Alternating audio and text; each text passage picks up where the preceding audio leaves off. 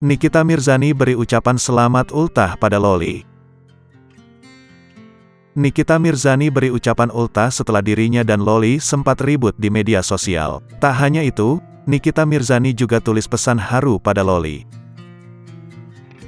Dilihat di akun Nikita Mirzani Mawardi, Nikita tampak ditemani Askara dan Arkana yang duduk di depan kue ulang tahun. Dengan memegang bunga, Nikita Mirzani mengucapkan beberapa pesan untuk Loli.